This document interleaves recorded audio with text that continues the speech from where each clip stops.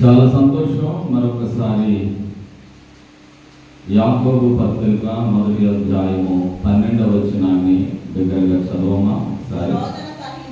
శోధన సహించువాడు ధన్యుడు, అతడు శోధనకు నిలిచిన వాడై ప్రభు తనను ప్రేమించు వారికి వాగ్దానము చేసిన జీవ కిరీటము పొందుకుంటున్నారు. శోధన సహించినట్లయితే జీవ కిరీటం పొందుకోగలుగుతాం. శోధనలో నిలబడిన వాడు, నిలిచేవాడు, సహిస్తూ నిలబడి శోధనలో విజయాన్ని పొందితే జీవ కిరీటం అతనికి సిద్ధంగా ఉంది. ప్రకటన గ్రంథంలో కూడా ఎంతకాలము శోధన శ్రమలు ఉంటాయో వ్రాయబడినటువంటి మాట ప్రకటన గ్రంథం 2వ అధ్యాయంలో ఒకసారి మనం చదవచ్చు. ప్రకటన గ్రంథం 2వ అధ్యాయము 10వ వచనం. ఇదిగో నీవు శోధింపబడినట్లు అపవాది మీలో కొందరిని చెరలో వేయింపబోచున్నాడు. 10 దినములు శ్రమ కలుగును, మరణము వరకు నమ్మకముగా ఉండుము, నేను నీకు జీవ కిరీటం ఇస్తాను అన్నాడు. ఎన్ని దినాలంట? 10 దినాలు. ఎవరు శోధిస్తారట? అపవాది శోధిస్తాడట. చక్కని మాటది. మీరు శోధింపబడేటట్లుగా అపవాది మీలో కొందరిని చెరలో వేయింపబోచున్నాడు, జైలు పాలు చేయబోతున్నాడు, బంధించబోతున్నాడు. ఇప్పుడు పరిస్థితులు అలానే ఉన్నాయి. సేవకులను అన్యాయంగా బంధించి చెరసాలకు అప్పగిస్తున్న రోజుల్లోకి మనం వచ్చేసాం. ఆల్రెడీ టీవీలో చూస్తూనే ఉన్నాం. సేవకులను బంధించి జైల్లో పడేస్తూ ఉన్నారు. సరే, 10 దినాలు శ్రమ, 10 దినములు శ్రమ, తరువాత మనకు జీవ కిరీటమే.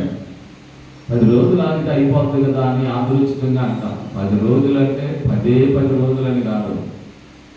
ఎంతకాలం 10 రోజుల్లో ముగించిపోతాయి అన్నప్పుడు కాస్త అటో ఇటుగా 10 రోజులు తట్టుకో, కాస్త 10 రోజులు కోర్చుకో, దేవుడు సహాయం చేస్తాడు అన్నట్టు మాట్లాడదాం.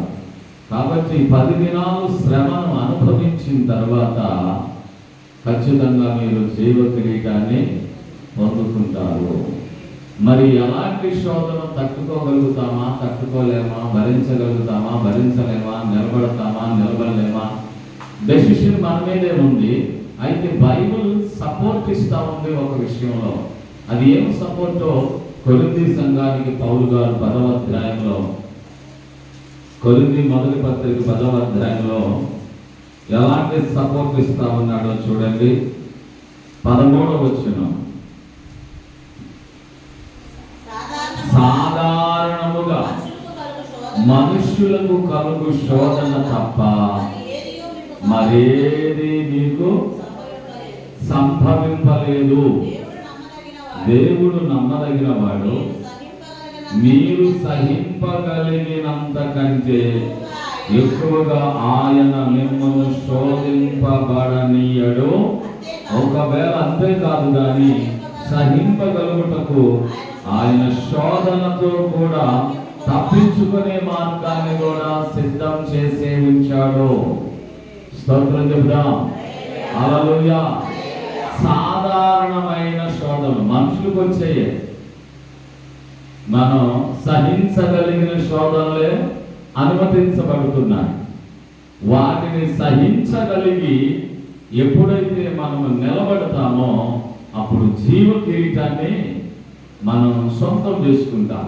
అంతేకాదు, ఒకవేళ సహించలేని స్థితి వచ్చినప్పుడు తప్పించుకునే దారి కూడా ఆయన మనకు సిద్ధం చేశాడు. చప్పట్లతో దేవుని కనపడతాం. తప్పించుకునే మార్గం కూడా ఇచ్చిన దేవుడు మన దేవుడు. తట్టుకోలేని శోధన నీ మీదకి వస్తే ఖచ్చితంగా తప్పించుకునే మార్గం నీ కళ్ళ ముందుకే తీసుకొస్తాడు. అందులో no doubt. Praise the Lord. Hallelujah. ఇప్పుడు 3 మాటలు ఒక్కసారి చూడండి. శోధన సహించే మీరు ధన్యులవుతారు. 10 దినాలు శోధనే. అపవాది మిమ్మల్ని చెరలో వేయించబోతున్నాడు. 10 దినాలే శోధన. జీవ కిరీటం మీదే. సహించగలిగిన శోధనే, సహించలేనివి కాదు. సాధారణంగా మనుషులకు వస్తున్నటువంటి శోధనలే. ఒకవేళ సహించలేని స్థితి ఉంటే తప్పించుకునే దాన్ని కూడా ఆయన సిద్ధం చేశాడు. దేవునికి మహిమ కలుగును గాక. సరే, మనిషిని ఈ భావాలను మనము జ్ఞాపకం చేసుకుంటున్నప్పుడు దేవుని మహాకృప ఎవరెవరిని ఏ రీతిగా శోధించిందో, ఏ విధంగా శోధనకు నిలిచారో బైబిల్ గ్రంథంలో ఒక 2-3 విషయాలు మనము జ్ఞాపకం చేసుకున్నాం. మొదటిగా లూకాసు వార్తలోనికి 4వ అధ్యాయంలోనికి వెళ్ళండి. లూకాసు వార్త 4వ అధ్యాయంలో మొదటి 2 వచనాలు చూద్దాం. లూకాసు వార్త 4వ అధ్యాయము మొదటి 2 వచనం. యేసు పరిశుద్ధాత్మ పూర్ణుడై యోర్దాను నది నుండి తిరిగి వచ్చి 40 దినములు ఆత్మచేత అరణ్యములో నడిపింపబడి అపవాది చేత శోధింపబడెను. ఆ దినములలో ఆయన ఏమీ తినలేదు. అవి తీరిన తర్వాత ఆయన ఆకలిగా ఉన్నాడు. దేవునికి మహిమ కలుగును గాక. మరొకసారి హల్లెలూయా. అంటే యేసుక్రీస్తును కూడా శోధన వరించింది. యేసుక్రీస్తు కూడా అపవాది చేత శోధించబడ్డాడు. ఇప్పుడు బైబిల్ ఏమంటుంది? శోధన సహించిన వారు ధన్యులవుతారు. సాధారణంగా మీకు మనుషులకు కలుగుతున్న శోధనలే మీ మీదకి వస్తాయి. ఒకవేళ అవి మించిపోతే తప్పించుకునే మార్గం మీకు సిద్ధంగా ఉంది. ఇది అపవాది ద్వారా ఒకవేళ మీకు శోధనలు వస్తే 10 దినాలు వాడు శోధిస్తాడు, చెరలో వేయిస్తాడు, జబ్బుల పాలు వేయిస్తాడు, ఇంకా రకరకాల వ్యసనాలకు మిమ్మల్ని కట్టిపడేస్తాడు. ఈ 10 దినాల చెర వెంటనే దేవుడు విడిపించి జీవ కిరీటం మీకు ఇస్తాడు అన్నాడు. స్తోత్రం. యేసు ప్రభువు వారు అపవాది చేత శోధించబడ్డాడు. శోధించబడిన తరువాత అద్భుతమైనటువంటి పరిచర్య చేశాడు. అంతేకాదు, అపవాది శోధన ముగించిన తర్వాత అపవాది ఆయనను విడిచిపెట్టి వెళ్ళిపోయాడు అని 11వ వచనం కూడా ఒకసారి మనం చూద్దాం. అపవాది ప్రతి శోధన ముగించి కొంతకాలం ఆయనను విడిచి వెళ్ళిపోయాడు. అపవాది శోధన వాడు ముగించాడట. వాడు ఎంత చెయ్యాలనుకుంటాడో అంత చేసేదాకా వదిలిపెట్టాడు. ఒకవేళ అందులో నిలబడితే సాగిలపడి అందరూ భూలోకం అంతా నమస్కరిస్తున్నారు. అదే నిలబడకపోతే, క్రీస్తు నిలబడలేకపోతే అన్నింటా ఓడిపోయిన వాడిగా మిగిలిపోయేవాడు. అపవాది శోధనను గెలిచాడు, నిలబడ్డాడు, జయం పొందాడు. దేవునికి మహిమ కలుగును గాక. ఇంకా మనం మత్తయి సువార్త 4వ అధ్యాయంలో చూస్తే, మత్తయి సువార్త 4వ అధ్యాయంలోనే ఈ విషయాన్ని బలపరుస్తూ మరొక మాట వ్రాయబడింది. 4వ అధ్యాయము మొదటి వచనంలో, అప్పుడు యేసు అపవాది చేత శోధింపబడుటకు ఆత్మ వలన అరణ్యానికి కొనిపోబడ్డాడు. 40 దినాలు 40 రాత్రులు ఉపవాసం ఉండగా ఆ శోధకుడు ఆయన దగ్గరికి వచ్చి శోధించాడు. శోధన తీరిపోయిన తర్వాత 11వ వచనంలో ఒక మాట ఉంది. అంతటా అపవాది ఆయనను విడిచి వెళ్ళిపోగా ఇదిగో దేవదూతలు వచ్చి ఆయనకు పరిచర్య చేశారు. చప్పట్లతో దేవునికి. శోధన జయించిన వ్యక్తులకు దేవదూతల పరిచర్య దొరుకుతుంది. Praise the Lord. భూమి మీద దేవుని దూతలు వచ్చి యేసుక్రీస్తుకు పరిచర్య చేశారు. చెప్పండి, యేసుక్రీస్తు కూడా శోధన గుండానే వెళ్ళాడు. అపవాది చేత శోధించబడుతూనే ఆయన ఆత్మీయ యాత్ర కొనసాగింది. అంతేకాదు, యేసుక్రీస్తును శోధించినటువంటి శోధనలు 3 రకాలు. ఒకటి శరీరాశ, నేత్రాశ, జీవపుడంబం. ఈ 3 చేత అపవాది యేసయ్యను శోధించాడు.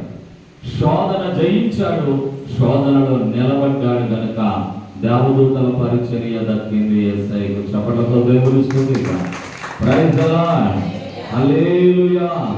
మీకు యోబు గారి గురించి యాకోబు గారు రాశాడు, యాకోబు పత్రికలో రాశాడు. యోబు గ్రంథంలో కాకుండా యోబు గారిని గురించి యాకోబు పత్రికలో ఒక మాట 5వ అధ్యాయంలోనికి రండి. యాకోబు పత్రిక 5వ అధ్యాయంలో 5వ అధ్యాయము 11వ వచనం.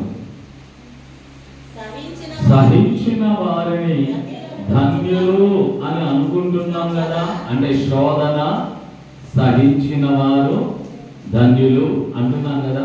ఇక్కడ అదే రాస్తున్నాడు, సహించిన వారిని ధన్యులు అనుకుంటున్నారు కదా. మీరు యోబు యొక్క సహనమును గూర్చి వింటిరి. ఆయన ఎంతో జాలి కనికరము గలవాడని మీరు తెలుసుకున్నారు. అంటే లోకానికి తెలియజేస్తాడు, శోధనలు అనుమతించి, శోధనలో నిన్ను నిలబెట్టి, శోధనలో నిన్ను గెలిపించి లోకం నీ గురించి తెలుసుకునేటట్లు చేస్తాడు. ఇది దేవుల్లో ఉన్న గొప్ప మహిమ. చప్పట్లతో దేవుడు. మీరు యోబు గురించి విన్నారు, యోబు సహనం గురించి విన్నారు, యోబు ఎంత జాలి ఎంత ప్రేమ కలిగిన వాడో మీరు గ్రహించారు. లోకమంతా మీరు తెలుసుకున్నారు. యోబును కూడా అపవాది శోధించాడు. అపవాది అనుమతి తీసుకొని వచ్చి, దేవుని దగ్గరికి వెళ్ళి అనుమతి తీసుకొని వచ్చి యోబు గారిని శోధించాడు. అంటే యోబు యొక్క సహనం తెలిసిన మనం, యోబు ఎంతగా లోకమంతటికి వ్యాపించాడో, మంచి సహనం కలిగిన వాడని లోకమంతా ఎలా గుర్తిరిగిందో, అలాగే శోధన సహించిన మిమ్మల్ని లోకం గుర్తించేటట్లు నేను చేస్తాను అన్నాడు. స్తోత్రం. అదేంటి లోకంతో మనకెందుకు అంటే, దేవుడు అలా అంటం లేదండి. నన్ను ఘనపరచు వారిని నేను ఘనంగా చూసుకుంటాను అన్నాడు. మీ పేరు, మీ వెలుగు ప్రకాశిస్తుంది అన్నాడు. మీ వెలుగు రిఫ్లెక్ట్ అవుతుంది, ప్రకాశిస్తుంది. కొండ మీద ఉన్న పట్టణం మరుగై ఉండదు. నువ్వు కొండ అంటే యేసయ్య, యేసయ్యతో కట్టబడ్డావు కనుక, అంటు కట్టబడ్డావు కనుక నిన్ను మరుగుగా దాచడు. ప్రైజ్ ది లార్డ్, హల్లెలూయా, హల్లెలూయా. ఇంకొక మాట నేను మీతో పంచుకుంటాను.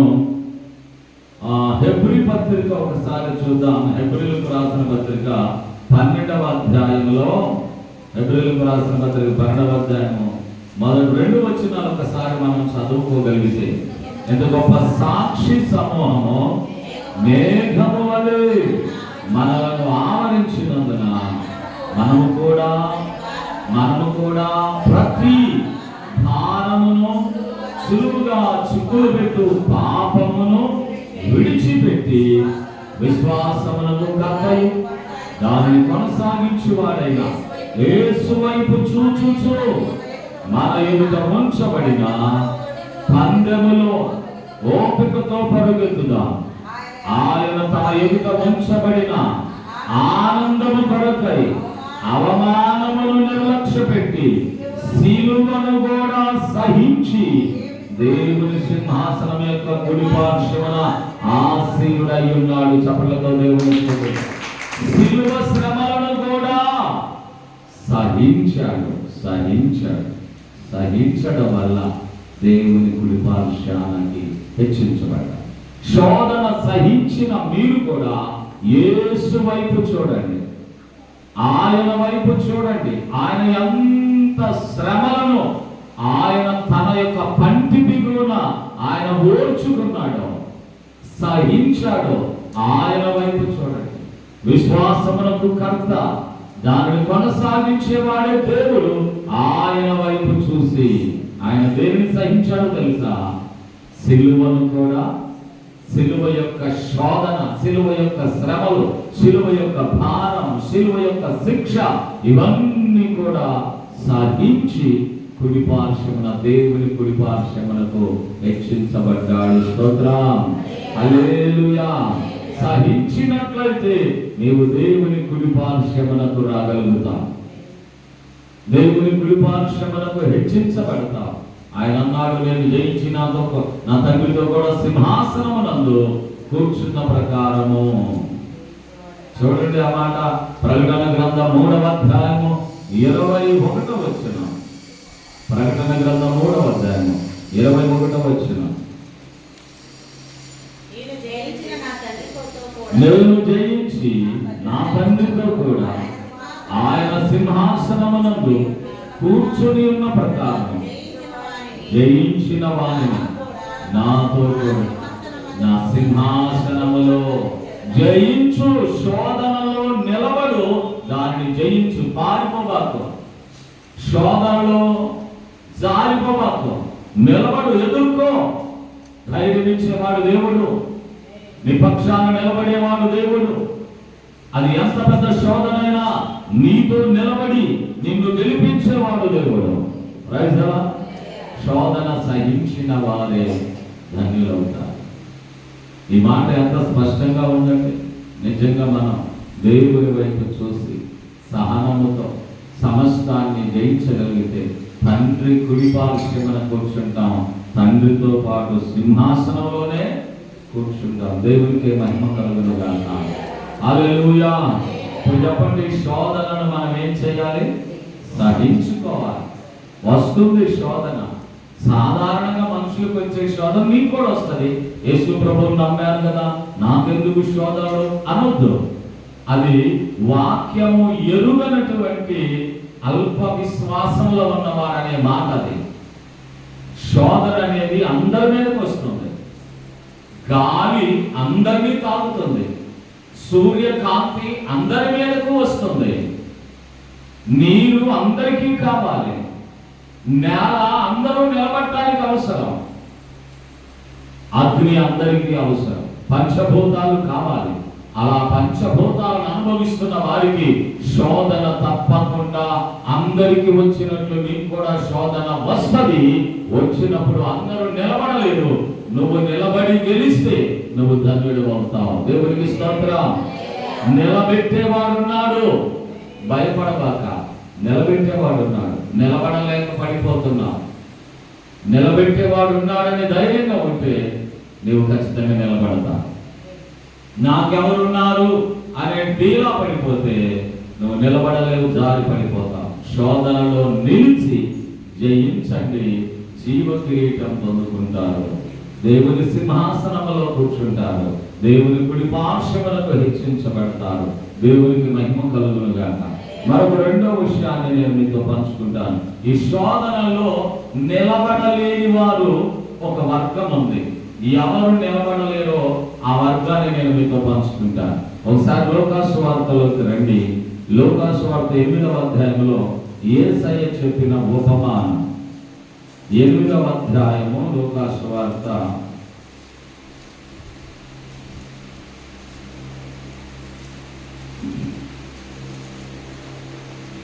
9వ వచనం నుంచి ఒక అద్భుతమైన ఉపమానం ఉంది.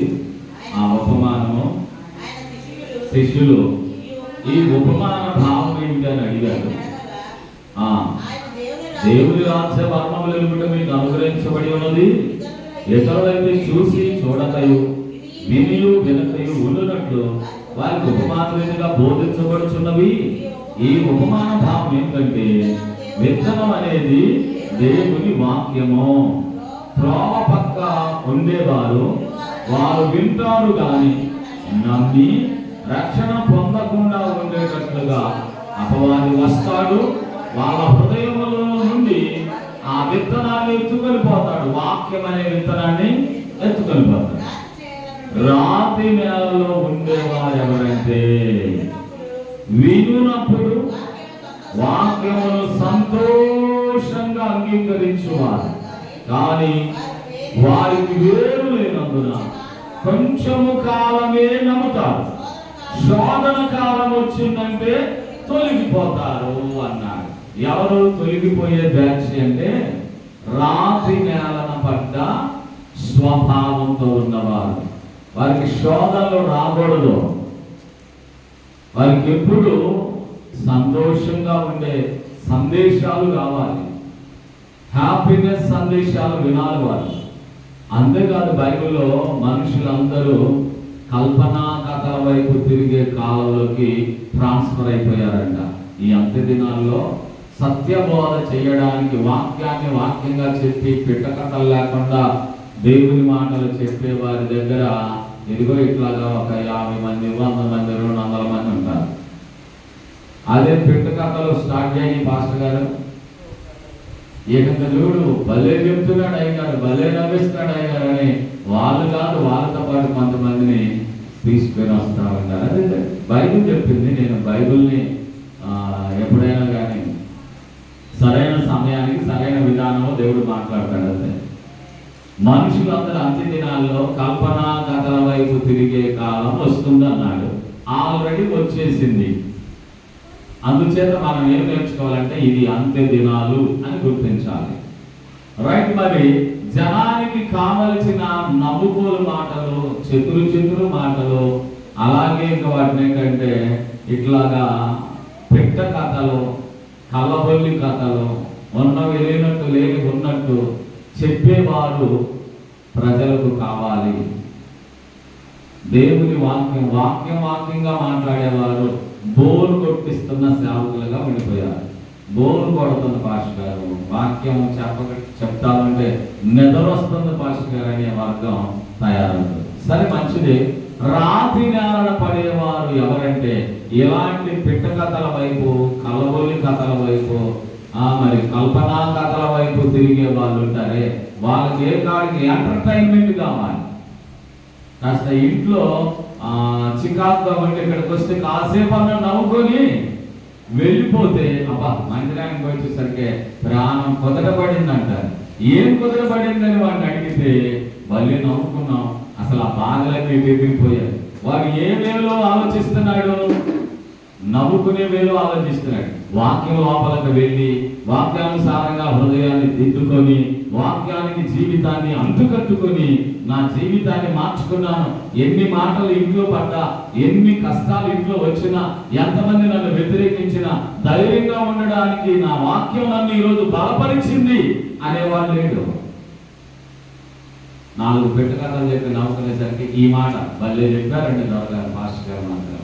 అసలు ఇంట్లో ఎన్ని సమస్యలు తలనొప్పితో సరే మందిరానికన్నా వెళ్దాం అనుకునేసరికి అక్కడికి వెళ్ళేసరికి అయ్యగారి మాటలు అబ్బా ఎంత నవ్వో, ఆ నవ్వులో బాధలన్నీ ఎడిపోయి. అంటే ఏం కోరుకుంటున్నారు?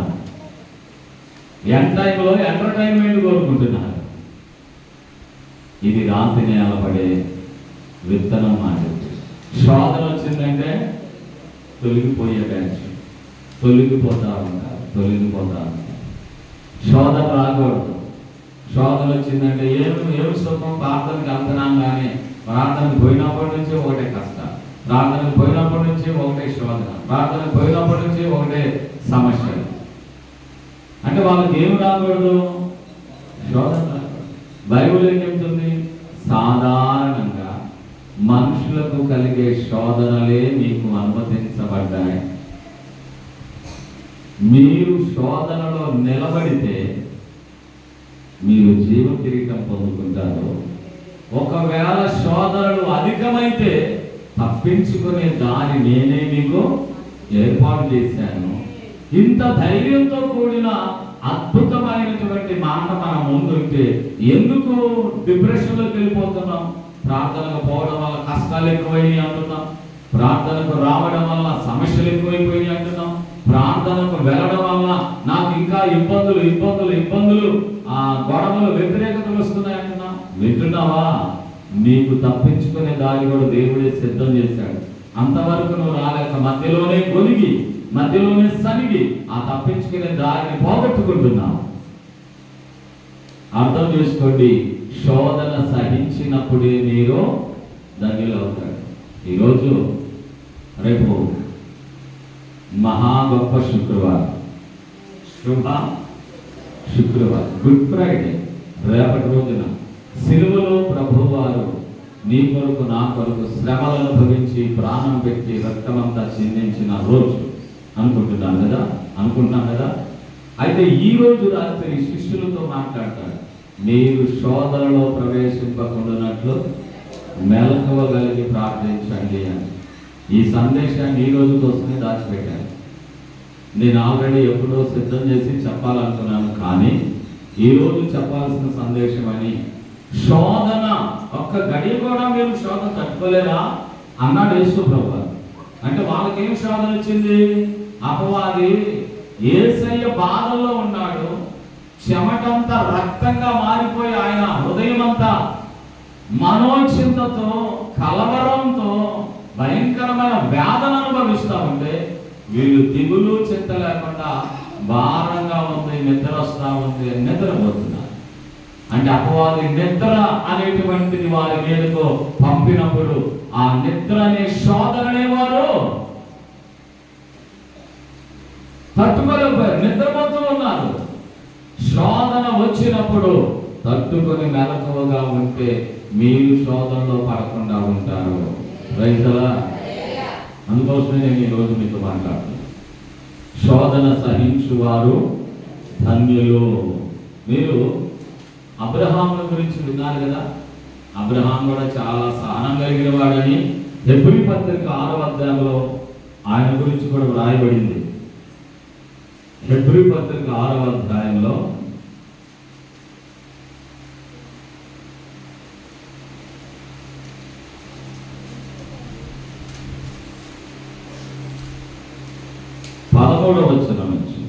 దేవుడు అబ్రహామునకు వాగ్దానం చేసినప్పుడు తనకంటే ఏ గొప్పవాని తోడు అని ప్రమాణం చేయకపోయాను గనుక తన తోడు అని ప్రమాణము చేసి, నిశ్చయముగా నేను నిన్ను ఆశీర్వదింతును, నిశ్చయముగా నిన్ను విస్తరింపజేస్తాను అని చెప్పాడు. ఆ మాట నమ్మి అతడు ఓర్పుతో సహించి ఆ వాగ్దాన ఫలాలను పొందుకున్నాడు. అబ్రహాము సహించాడు, ఓర్పుతో ఉన్నాడు. ఎంతకాలమో తెలుసా? 25 సంవత్సరాలు ఆ శోధన సహించాడు. బిడ్డలిస్తాను అని దేవుడు చెప్తే బయటకు వచ్చాడు. వచ్చిన తర్వాత ఎప్పటికప్పుడు బిడ్డలేరి ఆ దేవుని నమ్మావు. ఏం జరిగింది నీకు? చెప్పిన మాట ఏమైనా నెరవేరిందా? ముసలోళ్ళు అయిపోతున్నారు, రేపో మాపో ఆ మృత్యువు మీ దగ్గరకు రాబోతుంది, చర్మమంతా ముడతలపై పడిపోతుంది, మీ యొక్క శరీరాలు బలాన్ని కోల్పోతున్నాయి, జీవాన్ని కోల్పోతున్నాయి, చచ్చుబడిపోతున్నారు. ఇంకెప్పుడు పిల్లలు?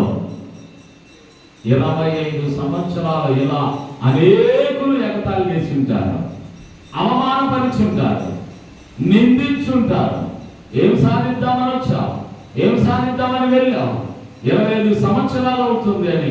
ఈ సంవత్సరాలన్నింటిలో అబ్రహామును నిందించిన వారు ఎంతో మంది. అబ్రహాముతో పాటు ఆయన మాట నమ్మి బయలుదేరదమ్మా శారమ్మ అని శారమ్మను నిందించిన వాళ్ళు ఎంతమందో.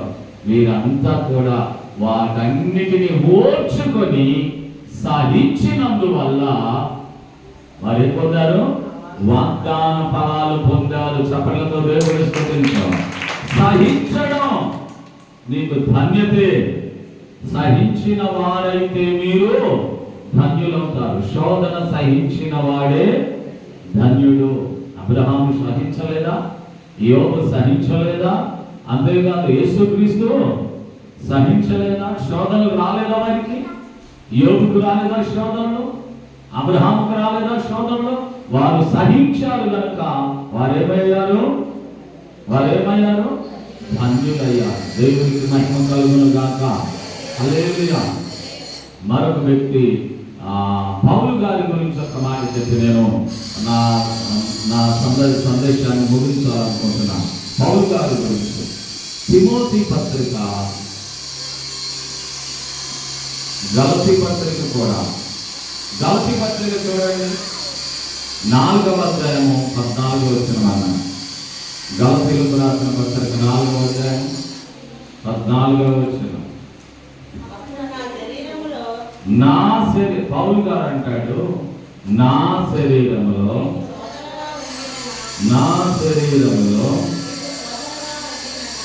ఏం దోత?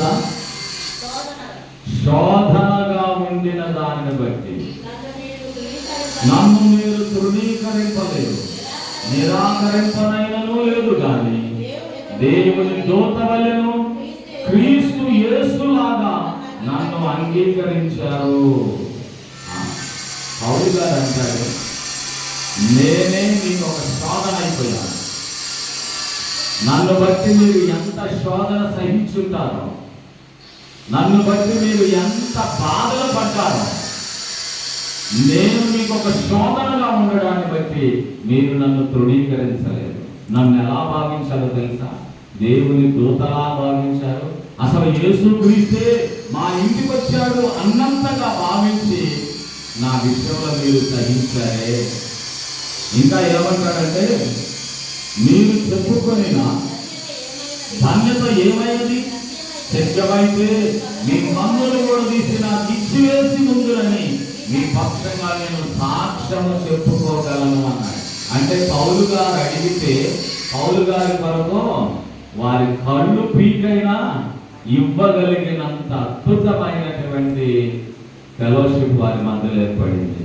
అంత ఆత్మీయ ప్రేమ వారు కలిగి ఉన్నారు. పౌలు గారు అంటాడు, నేను మీకు శోధనగా ఉన్నా మీరు నన్ను నిర్లక్ష్యమో చేయలేదు. సేవకులు మీకు శోధనగా ఉండొచ్చు. కొన్ని సందర్భాల్లో సేవకుని మాట మీకు శోధన అవ్వచ్చు, సేవకుని పాట కూడా మీకు శోధన అవ్వచ్చు, సేవకుని యొక్క నిర్ణయాలు కూడా, నిర్ణయాలు, ఈ నిర్ణయం ఆ నిర్ణయం అని చెప్పినప్పుడు, అలా చేయండి ఎలా చేయండి అని చెప్పినప్పుడు, సంఘ విషయంలో కొన్ని ఇవి చేయండి అవి చేయండి అని ఒకళ్ళు చెప్పినప్పుడు ఆ సేవకుడు మీకు శోధనగా ఉండొచ్చు. అయినప్పటికీ ఈ పౌలు గారిని అంటున్నారు, నేను మీకు శోధకులుగా ఉన్నా శోధనగా మీరు భావించకుండా నన్ను ప్రేమించి నా కొరకు కళ్ళు ఓడదీసి ఇవ్వడానికి కూడా సిద్ధపడ్డారు. నన్ను దేవుని దూతలా భావించారు. నన్ను దేవుడే అన్నట్లుగా మీరు చూశారు. ఏం చేసినా మీ రుణం తీరుతుందా అంటాడు. స్తోత్రం, హల్లెలూయా. మీరు నన్ను తృణీకరింపలేదు, నిరాకరింపలేదు. అబ్బాయ బాబు మాకెందుకు అని అనలేదు. అదే సేవకుల గురించి కూడా దేవుడు మీతో మాట్లాడిస్తూ ఉన్నాడేమో. సేవకులు మీకు శోధనగా కొన్ని సందర్భాల్లో కనబడితే తృణీకరించినట్లయితే మీరు శోధనలో నిలవలేని వారిగా, జారిపోయిన వారిగా, తొలగిపోయిన వారిగా ఉంటారు. అంటే లోక సంబంధమైన శోధనలు వస్తే తట్టుకోగలం, కానీ సేవకుడి నుంచి శోధనలు వస్తే ఎలా తట్టుకోగలం అంటారా? మరి పౌలు గారు అందుకు కూడా మీకు బలాన్ని ఇచ్చేవాడని చెప్పాడు. సేవకుడైన నేను మీకు శోధనగా ఉన్నప్పుడు మీరు నన్ను తృణీకరించలేదు, నన్ను నిరాకరించలేదు. దేవుని దూతలా భావించారు, దేవుడే అన్నట్టుగా భావించి అవసరమైన మీ కళ్ళు కూడా నా కొరకు ఓడబీకి మందయించేంత ప్రేమలో నా పక్షంగా చూపించారు అంటారు. చూడండి, అటువంటి సేవకుని ద్వారా శోధనలు వచ్చిన ఆ శోధనలో నిలబడగలిగే వారి ధన్యులు. చప్పట్లు కొట్టి దేవుని స్తోత్రం, హల్లెలూయా. ఇలాంటి శోధనలు ఎందుకు మనకు అనుమతించబడతాయో ఒక మాట పేతురు పత్రిక 1వ అధ్యాయము, అంటే మొదటి పత్రిక 1వ అధ్యాయంలో, పేతురు రాసిన మొదటి పత్రిక 1వ అధ్యాయంలో ఇలాంటి శోధనలు 6వ వచనం చూడండి. ఎందువల్ల మీరు మీకు ఆనందించుచున్నారు కానీ అవసరమును బట్టి నానా విధములైన శోధనల చేత ప్రస్తుతమైన కొంచెం కాలం మీకు దుఃఖం కలుగుతా ఉంది. ఎందుకంటే శోధనలు అవసరం. శోధనలు ఎందుకంటే మనకు అవసరమైన, అవసరమును బట్టి నానా విధములైన శోధనల చేత మీకు ప్రస్తుతం దుఃఖం కొంచెం కాదు, మీకు అవసరం శోధనలు. ఎందుకంటే ఆ మాట కూడా తర్వాత వచ్చిన వాళ్ళు చెప్పాడు. ఎందుకో చూడండి, నశించిపోవు సువర్ణము అగ్ని పరీక్ష వలన శుద్ధపరచబడుచున్నది కదా, దానికంటే మీ అమూల్యమైన విశ్వాసము ఈ విధమైన శోధనల చేత పరీక్షకు నిలబడినదై యేసుక్రీస్తు ప్రత్యక్షమైనప్పుడు మీకు మెప్పును, మహిమను, ఘనతను కలుగుటకు కారణమవుతుంది. చప్పట్లు కొట్టి దేవుని స్తుతించండి. నశించిపోయే సువర్ణానికే అగ్ని పరీక్ష మెరుపును తెస్తుంది కదా. మరి సువర్ణం కంటే, బంగారం కంటే విలువైనది మీ విశ్వాసం, విలువైనది మీకున్న విశ్వాసం. మరి ఆ విశ్వాసానికి కొన్ని సందర్భాల్లో అవసరం ఏంటది? శోధన. ఆ శోధనలలో నిలిచినదై దేవుని ఎదుట మెప్పు, ఘనత, మహిమ మీకు తెస్తుంది. అందుకు కారణమవుతుంది ఈ శోధన. రేపు దేవుని ఎదుట మెప్పు పొందడానికి శోధన వచ్చింది. రేపు దేవుని ఎదుట కనపరచబడడానికి శోధన వచ్చింది. రేపు దేవుని ఎదుట ధైర్యముగా నీవు మహిమను పొందడానికి ఈ శోధనకి అనుమతించబడిందని గుర్తించు. ఈ శోధన ఎందుకు వచ్చింది? తృణీకరించే వాళ్ళకి శోధన. రేపు దేవుని ఎదుట మహిమను పోగొట్టుకున్నవాడు, రేపు దేవుని ఎదుట ఘనమైనటువంటి ఘనత, నమ్మకమైన మంచి దాసుడా, దాసురాలని దేవుడు పొగిడి అంత ఘనతను పోగొట్టుకుంటాం.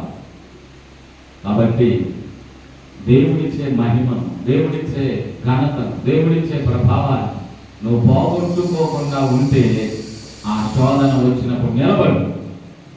శోధన వచ్చినప్పుడు నిలబడు. అవసరం అది నీకు. బంగారానికి అగ్ని పరీక్ష జరిగినప్పుడు అది మెరుస్తుంది ఇంకా మరింతగా. నీ విశ్వాసానికి శోధన అనేది మరింత మెరుగును తెస్తుంది. నీ విశ్వాసాన్ని మెరుగుపరుస్తుంది శోధన.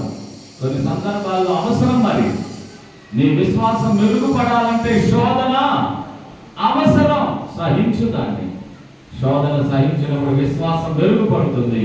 కనుక నీవు ధన్యుడు అవుతావు. చప్పట్లు కొట్టు దేవుని. ఇక చివరి మాట ప్రకటన గ్రంథం 3వ అధ్యాయము. ప్రకటన గ్రంథం 3వ అధ్యాయం 10వ వాక్యం చూడండి. ప్రకటన గ్రంథం 3వ అధ్యాయం 10వ వాక్యం.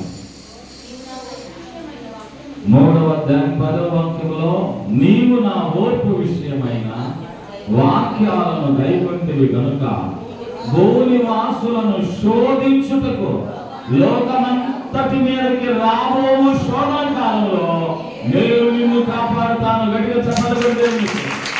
రాబోయే రోజుల్లో భూలోకమంతటి మీదకి శోధన కాలం రాబోతుంది. ఆ శోధన కాలంలో నువ్వు కాపాడబడాలి అంటే, ఆ శోధన కాలంలో దేవుని కాపుదల నీకు దొరకాలంటే, ఇప్పుడు ప్రస్తుత కాలం వస్తున్న శోధనలో సహించి భరించి ధన్యుడిగా నిలబడు. ఆ రోజుల్లో నువ్వు కాపాడబడతావు. స్తోత్రం. హల్లెలూయా, హల్లెలూయా. అప్పుడు నువ్వు శోధన సహించి ధన్యుడు అయితే అప్పుడు కాపాడబడతావు. రెండవ మాట ఏంటంటే, అందులోనే తిమోతి 2వ పత్రిక 2వ అధ్యాయంలో, 2వ పత్రిక తిమోతి పత్రిక 2వ పత్రిక 2వ అధ్యాయము 12వ వచనములో ఏమనుందో ఒక మాట చూడండి. ఏమవుతామో, ఏం జరగబోతుందో 12వ వచనం. సహించిన వారమైతే ఆయనతో కూడా ఏలుబడి చేస్తామో, ఆయనను ఎరగమంటే మనలను కూడా ఆయన నేను మీరెవరో ఎరుగనంటాను అన్నాడు. సహించిన వారైతే రేపు తన రాజ్యములో, దైవ రాజ్యములో నువ్వు ఏలుబడి చేసే రాజు అవుతావు. గట్టిగా చెప్పగలరు. రేపు రాబోయే కాలంలో సహించినట్లయితే రేపు రాబోయే కాలంలో వచ్చే శోధన నుండి దేవుడు నిన్ను కాపాడుతాడు. రేపు దేవుని రాజ్యం వచ్చినప్పుడు ఆ రాజ్యంలో ఏలుబడి చేసే రాజు అవుతావు సహించిన వాడవైతే. ఇందులోనే 3వ మాట చెప్పి నేను నా సమయాన్ని ముగిస్తాను. మత్తయి సువార్త 24వ అధ్యాయము చివరి మాటగా ఈ మాట చదవండి. మత్తయి సువార్త 24వ అధ్యాయంలో 24వ అధ్యాయం 11వ వచనంలో ఈ విధంగా రాయబడింది. అంతము వరకు, ఎప్పటి వరకు? చివరి వరకు సహించిన వారు రక్షింపబడుతున్నారు, నరకములో నుండి తప్పించబడుతున్నారు, రక్షణ పొంది యేసయ్య మహిమలో నిలబడబోతున్నారు. ఎవరి వరకు సహించు? అంతవరకు. అంతమంటే నీ ప్రాణం పోయే వరకు, యేసయ్య వచ్చే వరకు, అదొక వరుస అయితే. రెండవది అపవాది తన శోధన ముగించే అంతవరకు. అంటే వాడికి కొంత టైం ఇవ్వబడుతుంది, అంతవరకు వాడు శోధిస్తూ ఉంటాడు. వాడు టైం అయిపోయిన తర్వాత వాడు మన చుట్టూ ఉండడు, ఇట్లా వాడు పారిపోవాలి. అందుచేత అపవాదికి ఇవ్వబడిన టైం అంతా మనకు తెలియదు కనుక ఆ టైం అయిపోయేంత వరకు నువ్వు సహించగలిగితే నిన్ను నువ్వు రక్షించుకోగలుగుతావు. చెప్పడంలో దేవుడు అంతవరకు అంటే దాన్ని పేతురు పత్రికలో చెప్పినట్టు కొంతవరకే కదా. కొంతకాలం మీరు శోధించబడిన వెంబట సువర్ణము శుద్ధముగా మారినట్లు విశ్వాసము పరిపూర్ణమైన మెరుగైన విశ్వాసంగా మార్పు చెందుతుంది. కాబట్టి ఈ పూట శోధన సహించే వారు ఎవరైతే ఉన్నారో వారు ధన్యులుగా పిలువబడుతున్నారు. నువ్వు శోధనకు నిలిచి సహించి ధన్యుడిగా మారు. ఆ ధన్యత ఏంటంటే దేవుని సింహాసనంలో కూర్చుంటావు, దేవుడిచ్చే జీవ కిరీటాన్ని నువ్వు ధరిస్తావు, దేవుని కుడిపక్షాన ఉంటావు, ఆయన రాజ్యములో రాజుగా ఉంటావు. రేపు రాబోయే ఉగ్రత శోధన కాలంలో తప్పించబడతాం. దేవుడు నీకు ఇంటి భాగ్యము కలుగు చేసేటట్లు ఈ రోజు తీర్మానం తీసుకుందాం. శోధన అది ఏ దిక్కు నుండి వచ్చినా, యేసయ్యకే శోధన వచ్చింది, ఆయన శోధనలో నిలిచి గెలిచాడు. యోబుకు శోధన వచ్చింది, శోధనలో నిలిచి యోబు గెలిచాడు. అలాగే అబ్రహాముకు శోధన వచ్చింది, శోధనలో నిలిచి గెలిచాడు, అబ్రహాము వాగ్దాన ఫలాలు పొందాడు. అలాగే పౌలు గారు శోధన వచ్చినప్పుడు శోధనలో నిలిచి గెలిచాడు, అద్భుతమైనటువంటి నీతి కిరీటాన్ని పొందుకున్నాడు. నువ్వు కూడా శోధనలో నిలబడు, అది నీ మేలు కొరకే, అది రేపు రాబోయే శోధన కాలంలో నిన్ను తప్పించడం కొరకే. శోధన నీకు వచ్చిందంటే దేవుని ఎదుట మెప్పు పొందడం కొరకే, దేవుని ఎదుట తన రాజ్యములో నిన్ను ఘనపరచడం కొరకే నీకు ఈ శోధన అనుమతించబడింది. 10 దినాలే శోధన. సహించిన వారైతే జీవ కిరీటం మీ సొంతం అవుతుంది. ప్రార్థన చేసుకుందాం.